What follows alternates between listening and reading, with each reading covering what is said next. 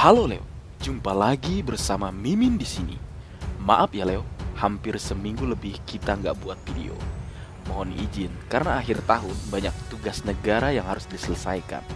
Di samping itu, karena manga One Piece juga sedang libur, jadi Mimin putuskan rehat sejenak dan kembali hari ini. Kalian kangen nggak? Pasti nggak kan? Oke, baik. Tanpa berlama-lama lagi, mari kita lanjut berlayar. Leo.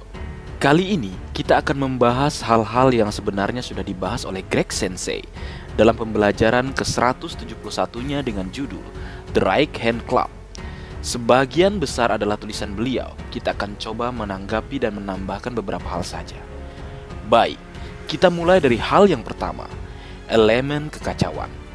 Mungkin kita semua tahu dan sadar bahwa hampir di setiap arc One Piece, pada akhir cerita biasanya akan ada yang disebut dengan elemen kekacauan atau bencana yang bertujuan untuk menambahkan ketegangan dengan gaya hitung mundur pada peristiwa yang berada di luar kendali musuh ataupun pihak protagonis. Sebagai contoh ada gas beracun di Pang Hazard, bom di Alabasta, petir memaragan di Skype, sangkar burung di Dressrosa, dan masih banyak lagi. Di Ars Wano Kuni, beberapa chapter yang lalu kita diperkenalkan dengan bencana jatuh dan meledaknya Pulau Onigashima di Ibu Kota Bunga. Jatuh dan tibanya Onigashima di Ibu Kota Bunga merupakan bencana yang terhubung dengan kemenangan atau kekalahan Kaido.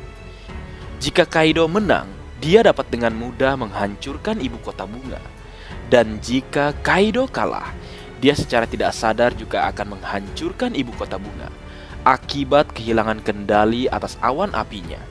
Nampaknya itulah kekacauan atau bencana yang sedang terjadi di Ars Wano Kuni kali ini. Kemudian terlihat bagai yokai dengan wujud api yang menyala. Tentunya kita ingat hal terakhir yang sang pelukis sesat ciptakan sebagai perwujudan kemarahan klannya. Yap, itu adalah Kazenbo, bencana yang tidak pernah terjadi sebelumnya, yang menggambarkan kemarahan Onigashima itu sendiri. Faktanya, meskipun Momonosuke yang dalam wujud naga raksasanya bisa menghentikan jatuhnya pulau, jika Kazenbo berhasil mencapai gudang penyimpanan senjata, maka ledakan akan tetap terjadi dan membuat sang shogun terjelek di muka bumi, Kurozumi Orochi, akan sangat senang dan juga bahagia. Jadi tinggal menunggu upaya Yamato yang merupakan perwujudan pelindung negeri Wano Kuni.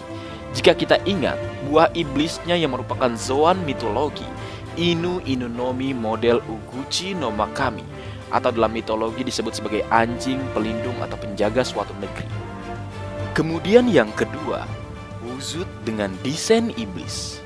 Leo, hampir seluruh numbers telah diperlihatkan kepada kita semua. Hanya tersisa si nomor 6. Setelah diungkapkan Inbi, Fuga, Zanki, Jaki, Goki, Nangi, Hacha, Kunyun, dan Juki. Namun ada beberapa anggapan jika sosok besar yang dikalahkan Luffy dan kawan-kawan di awal kedatangan di Pulau Onigashima adalah numbers nomor 6. Namun, karena belum diungkapkan, jadi mari kita bersabar.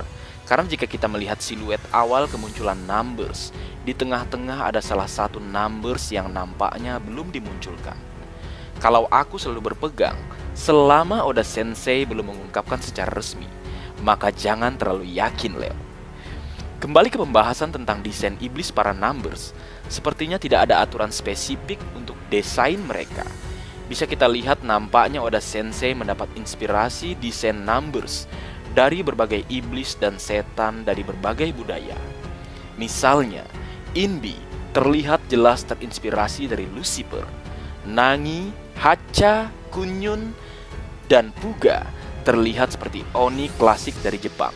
Sedangkan Jaki dan Goki terinspirasi dari Ratu para Leak, mitologi Bali, Rangda. Wah, jika memang sudah dikonfirmasi, ikut senang dan bangga juga. Banyak hal yang sudah Oda Sensei buat yang terinspirasi dari negeri kita tercinta. Iya kan, Leo? Mungkin jika boleh kusebutkan beberapa di antaranya kembali adalah rumah gadang di Pulau Nias yang menjadi markas Duval dan anak buahnya. Kemudian motif batik celana enel yang mirip motif batik parang. Kemudian salah satu senjata Usopp, Raplesia, juga nampaknya terinspirasi dari bunga Raplesia arnoldi atau bunga bangkai. Dan masih banyak lagi yang lainnya, top Marco Top. Lalu yang ketiga, para tangan kanan. Mengantisipasi kegelisahan para nakama untuk pertarungan Sanji dan Roronoa Zoro melawan kru terkuat Kaido, yaitu King the Wildfire dan Queen Sang Wabah.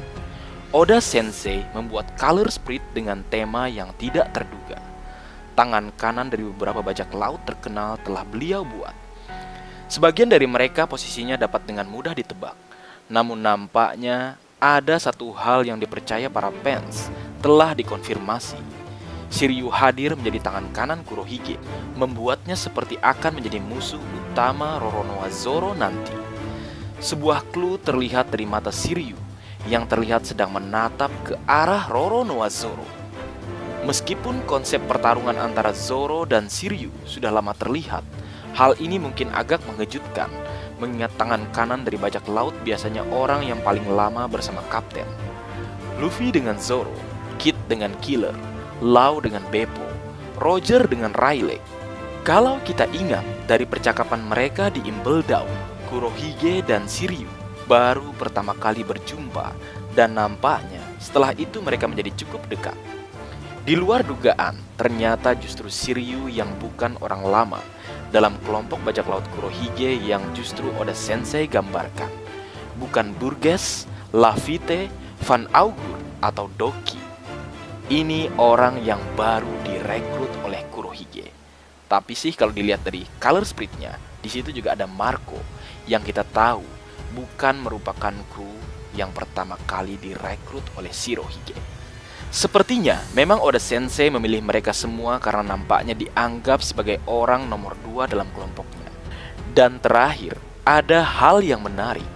Roronoa Zoro yang mahir menggunakan kedua tangannya di color sprite ini terlihat memegang pedang dengan tangan kanannya.